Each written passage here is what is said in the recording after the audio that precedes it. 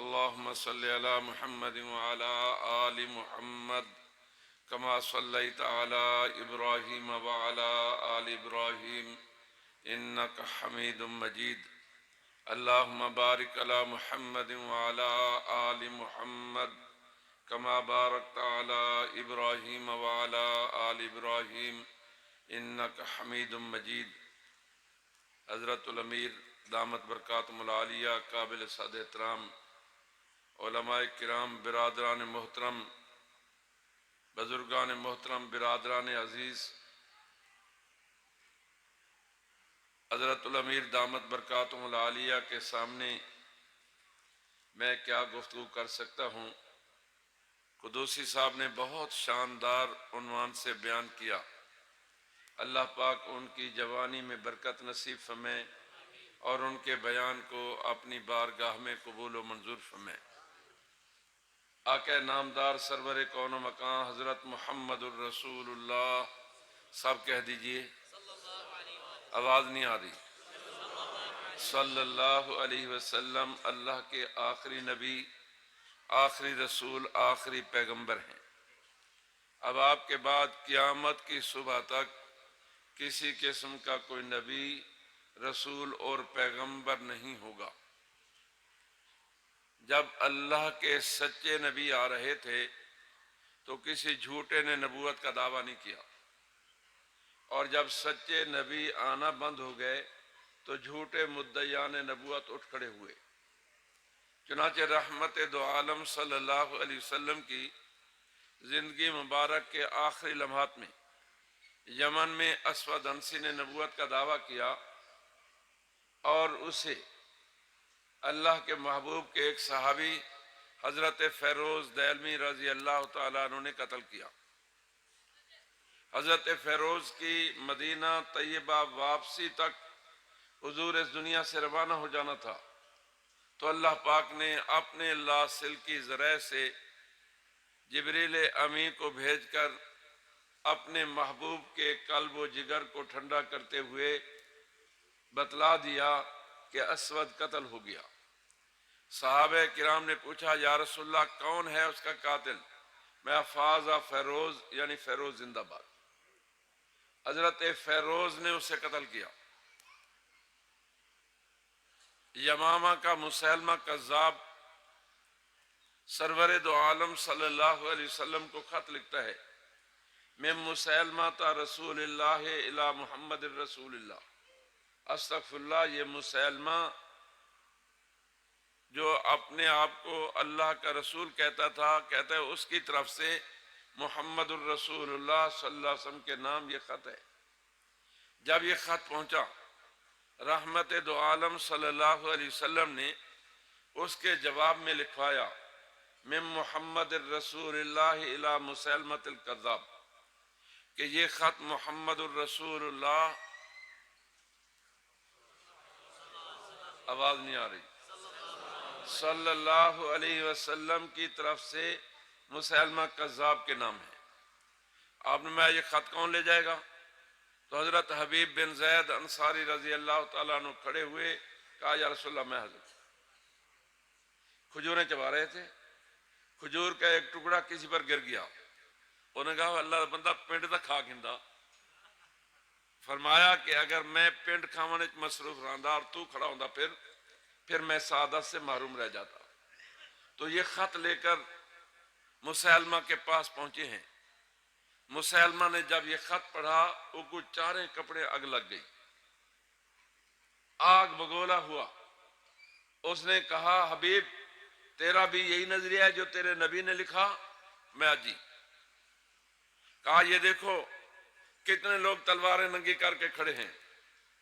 اس شہید ختم نبوت، سب سے پہلے شہید ختم نبوت نے کہا کہ میرے 12 بیٹے ہیں، سب سے چھوٹا بیٹا 2 مہینے کا ہے. رحمت دو عالم صلی اللہ علیہ وسلم کا خط مبارک جب مجھے ملا ہے تو میں نے اپنے اس بچے کا منہ بھی نہیں چوما اور ادھر آ گیا ہوں. میں نے اپنے بیٹوں کو نہیں دیکھا، تیرے ان لفنگوں کو دیکھ کر میرے اوپر کیا اثر ہوگا؟ تو اس نے کہا تشہد ان محمد رسول اللہ، اور میں ہاں اشہد ان محمد رسول اللہ. اتشہد انی رسول اللہ، کیا میرے متعلق بھی گواہی دیتا ہے کہ میں اللہ کا رسول ہوں؟ فَمَا فِي أُذُنَيَّ سَمَّ، میرے کنا چ ڈٹن ہے، میں تیری بات نہیں سن رہا۔ پھر اس نے کہا اتشہد ان محمد رسول اللہ، میں ہاں اشہد ان محمد رسول اللہ۔ اتشہد انی رسول اللہ، میں تیری بکواس نہیں سن رہا۔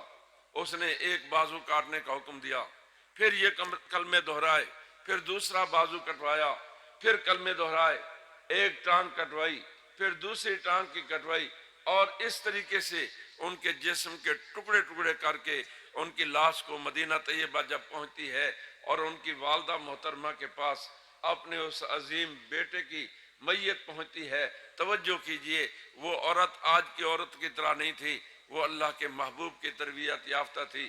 اماں نے جواب میں کہا جب اپنے بیٹے کی لاش کو دیکھا، میں لحاظ الیوم ارضعتہ، میں نے اسی دن کے لیے تو اسے دودھ پلایا تھا۔ یہ پہلا شہید ہے۔ اور مسیلمہ کذاب کے مقابلے میں 3 لشکر بھیجے گئے ہیں، میں تفصیلات میں نہیں جانا چاہتا۔ یہ سلسلہ چلتا رہا۔ آج سے تقریباً 125 سال پہلے جہانی مرزا غلام احمد قادیانی جہنم مکانی کے دعوی نبوت سے پہلے، ہمارے حضرت نقشبندی سلسلہ سے تعلق رکھتے ہیں، میں قادری سلسلہ سے تعلق رکھتا ہوں۔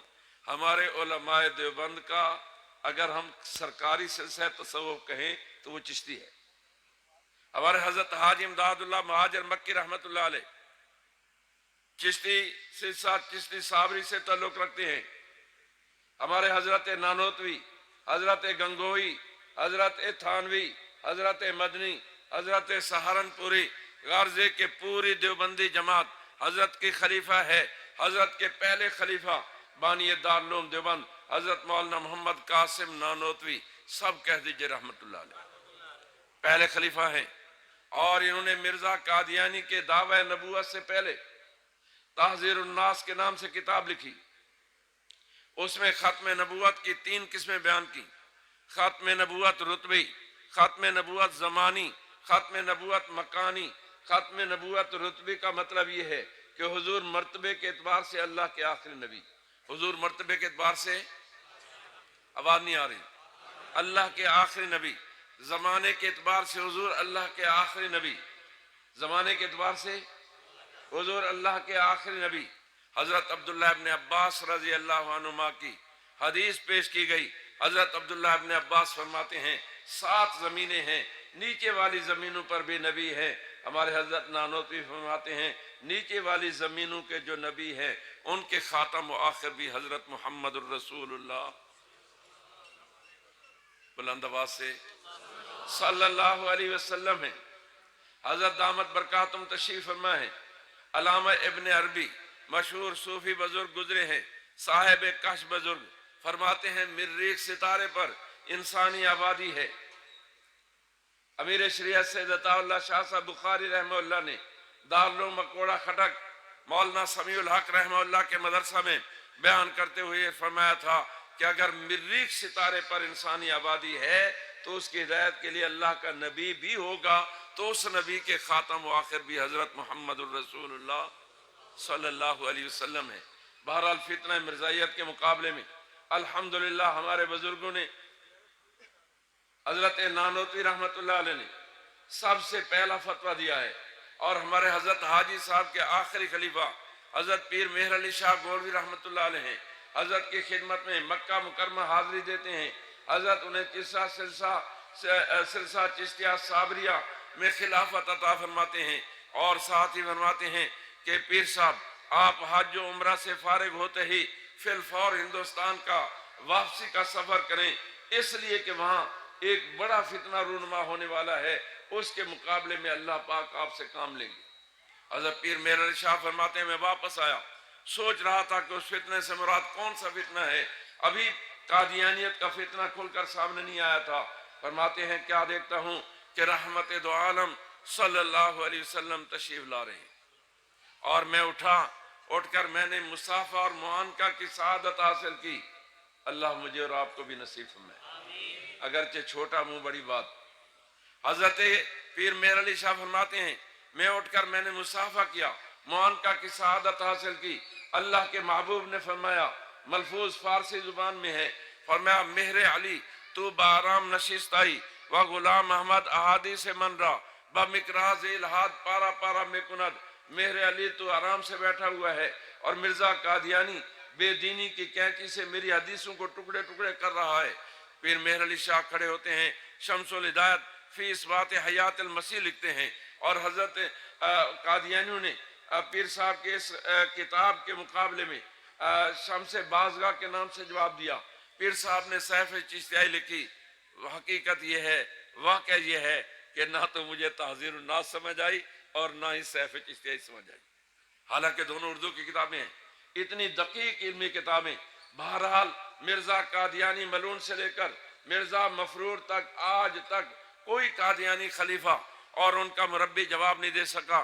قریبی دور میں ہمارے حضرت درخواست تھی، سب کہہ دیجئے رحمت اللہ علیہ، حضرت مولانا محمد عبداللہ درخواستی رحمت اللہ علیہ سفر حج پر جاتے ہیں، 1956 کی بات ہے تقریباً، اور ارادہ یہ کیا کہ بقیہ زندگی مدینہ طیبہ میں گزاریں گے۔ خواب میں رحمت دو عالم صلی اللہ علیہ وسلم کی زیارت نصیب ہوئی، سب کہہ دیجئے سبحان اللہ۔ اللہ کے محبوب نے فرمایا عبداللہ کیا کرنے آئے ہو؟ یا رسول اللہ بقیہ زندگی چھوڑ دیں، بھائی چھوڑ دیں، بقیہ زندگی آپ کے جوار میں آپ کی ہمسایگی میں گزارنے کے لیے آیا ہوں۔ توجہ فرمائیے، حضرت درخواستی فرماتے ہیں رسول اللہ صلی اللہ علیہ وسلم نے مجھے فرمایا عبداللہ تیرے ملک میں کتے میری ختم نبوت کو بھونک رہے ہیں، تو یہاں آ گیا ہے، فی الفور واپس جا اور جا کر قادیانیوں کا مقابلہ کر۔ دوسری بات فرمائی کہ میرے نواز سے عطا اللہ شاہ کو سلام کہنا، سب کہہ دیجیے سبحان اللہ۔ فرمایا کہ عطا اللہ شاہ کو سلام کہنا کہ ڈٹ کر قادیانیت کا مقابلہ کرتا رہے، میں اس کی سرگرمیوں سے باخبر رہتا ہوں۔ کیسے باخبر رہتے ہیں؟ ابو داؤد شریف کی صحیح حدیث ہے، اللہ کے محبوب نے فرمایا تورز اعمال امتی علیہ، میری امت کے اعمال میری خدمت میں پیش ہوتے ہیں، میرے اور آپ کے عمل بھی اللہ کے محبوب کی خدمت میں پیش ہوتے ہیں۔ ذرا تصور فرمائیں، جب مظفر گڑھ کا مسلمان کسی قادیانی سے جپی لگا کر مل رہا ہو، جب کسی قادیانی کی دکان سے سودا خرید رہا ہو، اسے سودا بیچ رہا ہو، مسکرا کر اسے باتیں کر رہا ہو، اگر اس عالم میں اس کی رپورٹ حضور کی خدمت میں پیش ہو تو حضور کے قلب و جگر پر کیا گزرے گی؟ یہ نام میرا لیتا ہے، کلمہ میرا پڑھتا ہے، غلامی رسول میں موت بھی قبول ہے۔ غلامی رسول میں داڑھی قبول نہیں، غلامی رسول میں نماز قبول نہیں، غلامی رسول میں پردہ قبول نہیں، بے پردہ عورتوں کے جلوس کرنا یہ غلامی رسول میں شامل کیا جا رہا ہے، نعوذ باللہ من ذالک۔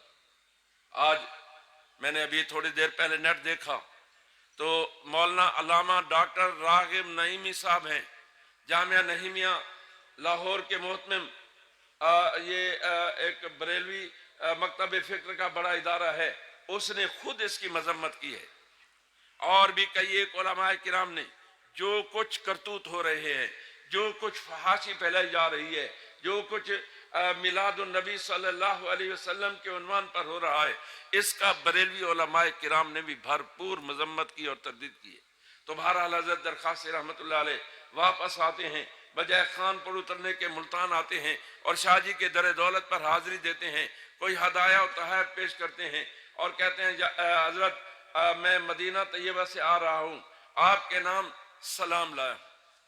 شاہ جی متوجہ ہوئے کہ میرے نام کس نے سلام فرمائے، اور میں اللہ کے محبوب پاک صلی اللہ علیہ وسلم نے آپ کے نام سلام ارشاد فرمائے۔ شاہ جی زار و قطار رونے لگ جاتے ہیں اور بار بار کہتے ہیں درخواستی صاحب کیا حضور نے میرا نام لے کر سلام ارشاد فرمائے؟ اس کے گواہ آج بھی موجود ہیں۔ کئی ایک علماء کرام جو حضرت درخواستی رحمہ اللہ کے قریب تھے وہ موجود ہیں۔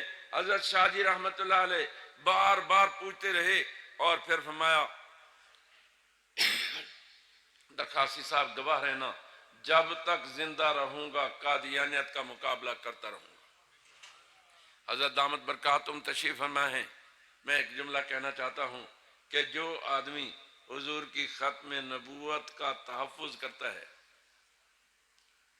اس کی ڈیوٹی لگتی ہے۔ ڈیوٹی لگتی ہے کہ نہیں؟ ہمارے حضرت کی بھی ڈیوٹی ہے. ہاں جی، آج سے 3-4 سال پہلے حضرت جتنا آج حضرت ہماری ختم نبوت تحریک کی سرپرستی فرما رہے ہیں، اس سے پہلے اتنی سرپرستی نہیں تھی.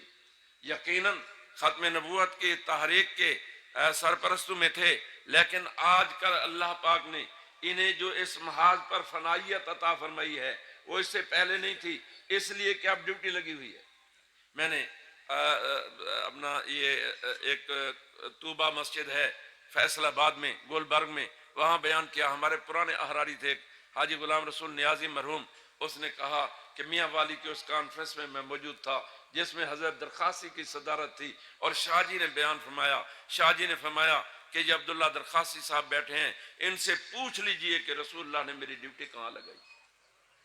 تو بہرحال میرے محترم دوستو، الحمدللہ اللہ کا احسان ہے کہ ہمارے بزرگوں نے 1949 میں امیر شریعت حضرت مولانا سید عطا اللہ شاہ صاحب بخاری رحمہ اللہ کی قیادت میں مجلس تحفظ ختم نبوت کی تشکیل کی. شاہ جی کے بعد مولانا قاضی احسان احمد صاحب، پھر مولانا محمد علی جلندری، پھر مولانا لال حسین اختر.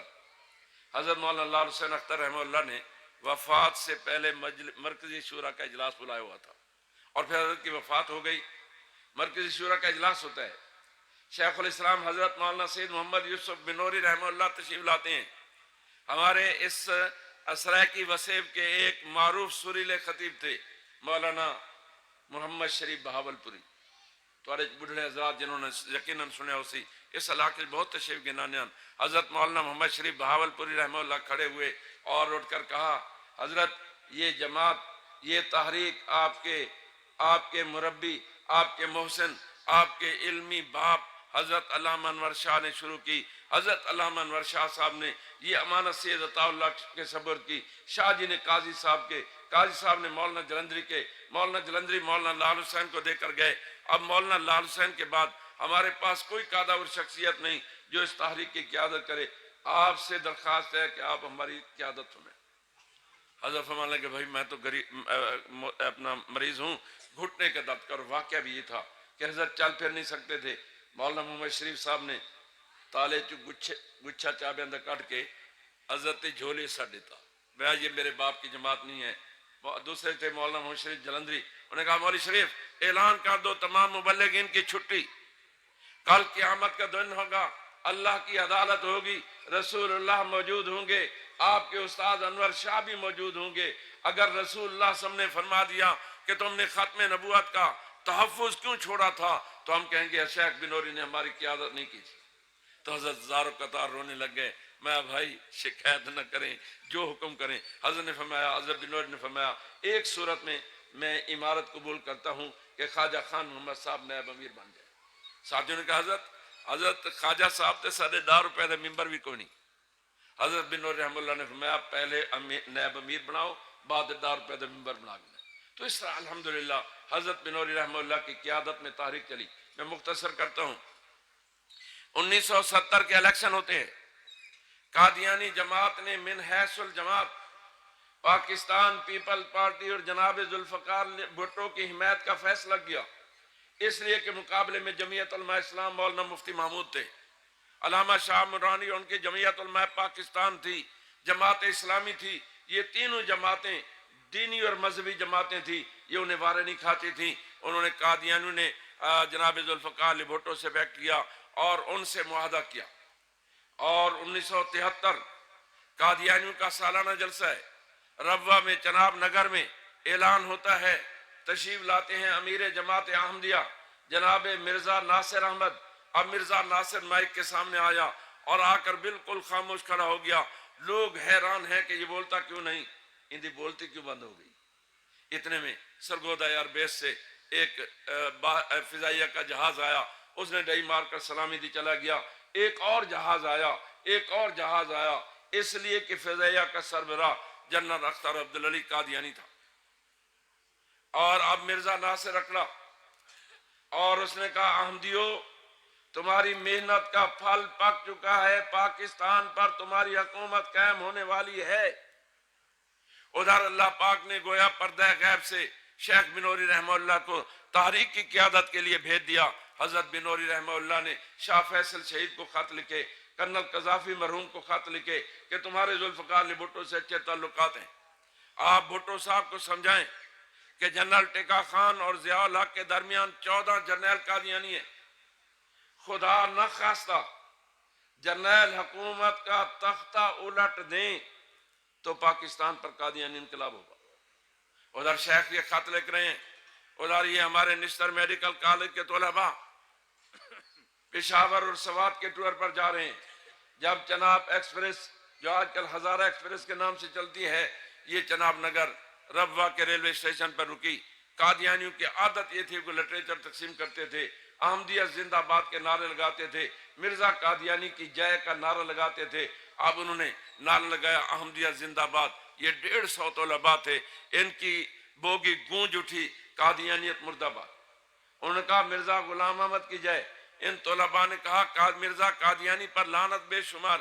اب قادیانی تصادم ہوتے ہوتے رہ گیا، گاڑی روانہ ہوئی اور مرزا طاہر احمد جو قادیانی جماعت کا چوتھا سربراہ بنا، یہ جناب ذوالفقار علی بھٹو اور جماعت قادیانی کے درمیان رابطہ تھا، یہ بھٹو صاحب کو ملا اور اس نے کہا جی طلباء آئے اور انہوں نے ہمارے شہر میں آ کر ہمارے حضور کو گالیاں دی۔ بھٹو جیسا کایا انسان، ہوشیار انسان، کہنے لگا اے مرزا طاہر تو بالکل پاگل ہے، تیرے کو چند چھوکرے نہیں سنبھالے گئے۔ تو بھٹو کے یہ جملے مرزا طاہر یہ سمجھا کہ حکومت کی بھی اشیر بات حاصل ہے۔ واپسی پر انہوں نے طلباء کی پٹائی کی، 3 گھنٹے تک طلباء کی پٹائی کرتے رہے، پھر تحریک چلی۔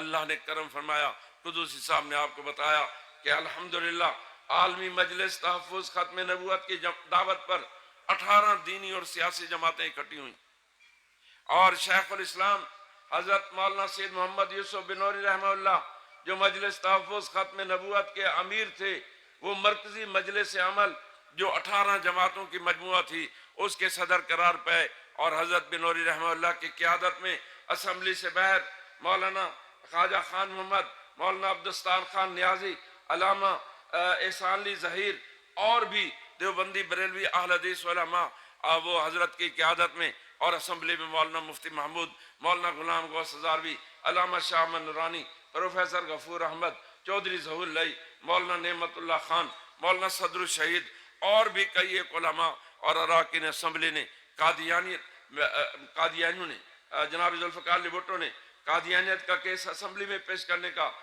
جو ہے اعلان کیا۔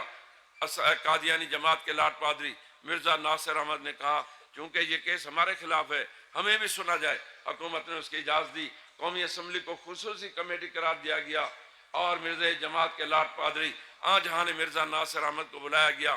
11 دن تک مرزا ناصر احمد نے اور 2 دن لاہوری گروپ کے سربراہ صدر الدین اور عمر عبد المنان نے اپنی جماعتوں کی جو ہے ڈیفنس کیا، اپنے جماعتوں کے کفری عقائد کا دفاع کیا، اور 7 ستمبر 1974 کو پوری کی پوری قومی اسمبلی نے قادیانیوں کو کافر قرار دیا۔ سب کہہ دیجئے الحمدللہ۔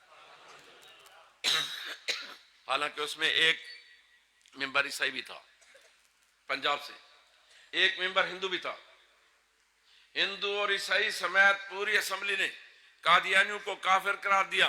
حضرت بنوری رحمہ اللہ نے افریقی ممالک کا دورہ کیا، اخبار 40 دن کا اخبار العالم اسلامی مکہ مکرمہ کی رپورٹ میں